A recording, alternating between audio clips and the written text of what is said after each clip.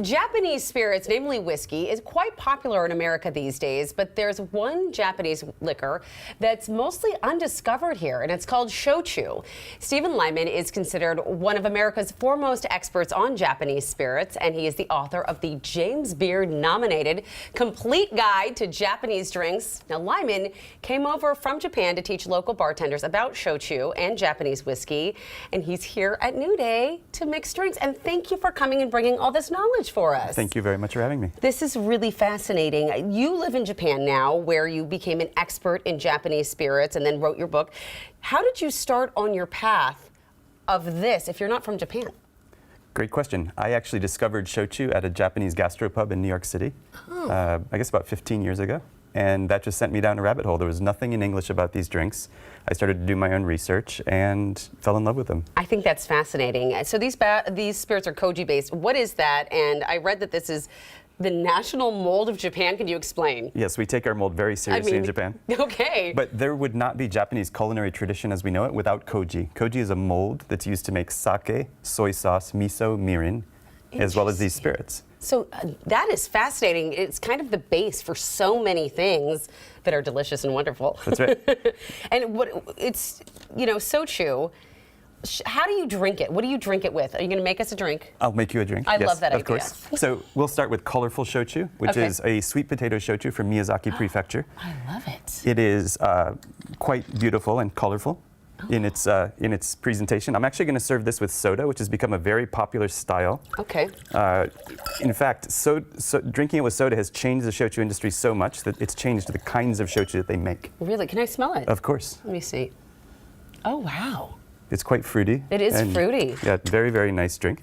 And I usually when we drink this with soda, we drink it at about 3 or 4 parts soda to 1 part shochu. I don't have a jigger, so we're just going to wing this. How popular is this drink in Japan? This outsells sake in Japan. It has since 2006. In fact, they make more shochu in Japan than tequila in Mexico. Wow, that's a fact for you. That's right. All right, well, cheers. This seems very simple. Oh,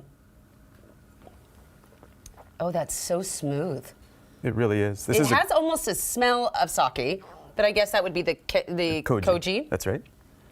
Oh, that is very smooth. I like that. Very nice. I think this is a great summer refresher, white wine substitute. You don't put ice in it typically, or we just didn't today? You could. We didn't, but you could to keep it cool, but it'll dilute more. Okay. And it gets down to a pretty low alcohol percentage when you do this. It pairs well with food, which is how I fell in love with it. I love that. So it does taste like it would pair well with a very savory dish. Exactly. Oh, that's amazing. Okay, what do we got next? Okay, next we have mugi hoka. This is a 100% barley shochu, and 8% of it is made with roasted barley.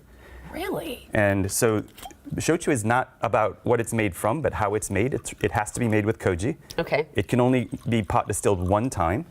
And it has to be made from an approved ingredient. Barley is one, sweet potato is another, but there are about 50 different ingredients that it can be made from. Why don't you give that a smell before I add the coffee? All right.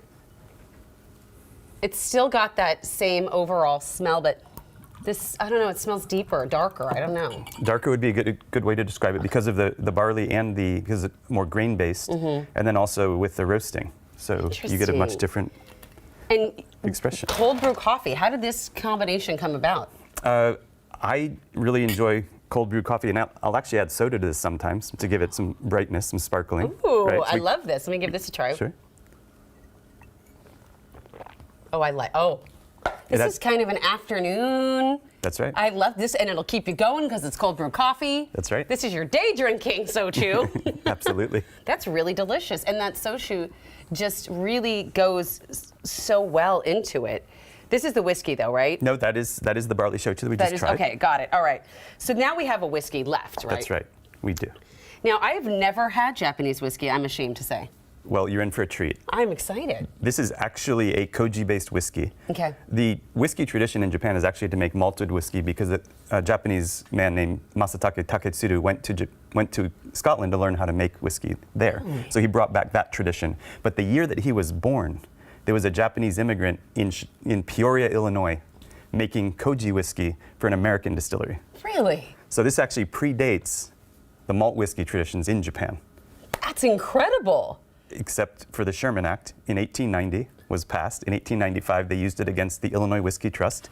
which was making 80% of distilled spirits in America, and they were making the koji whiskey. And so the Sherman Act broke up the trust, and the koji whiskey stopped production. Oh my goodness, how sad. Otherwise, this might have been an American style of whiskey. Wow, I love that bit of knowledge, which is why your book is such a rich, just a valuable piece of information to have when it comes to spirits of all kinds. Tell us a little bit about your book, Japanese Drinks. So my book actually describes all and goes into the history and the traditions of all Japanese alcohols. Sake, shochu, an Okinawan tradition called awamori, and then umeshu or plum wine. Those are all the Japanese styles of alcohol that are traditional to Japan. And then how Japanese have interpreted whiskey, beer, wine, and cocktails. So how they've adapted Western alcohols. This smells amazing. I'm going to try this real quick. That's straight. It's 40% alcohol. And then I'm going to cut this with water. It is strong, but it is smooth. It is very smooth. Wow, I very much like that. That is delicious, actually. It's one of my favorites. And I'm actually going to cut it with water 50-50, and that's what in Japanese is called twice up. Okay. It's a style of drinking in Japan, and I wanted to share it with you and with your viewers as an alternative way to drink your whiskey. I love that. That is, like I said, I've always been a fan of whiskey. I've always been a whiskey drinker, but this is something else. I've never had anything quite like it. Oh my gosh, thank you for sharing this with us. Oh, you're welcome. And I hope that you try it too. By the way, what do you say for cheers in Japan? We say kanpai. Kanpai? Kanpai. Kanpai. Thank you so much. Oh my gosh. Well, you can learn more about Japanese spirits on Stephen's podcast, Japanese Distilled. Listen wherever you find your podcasts.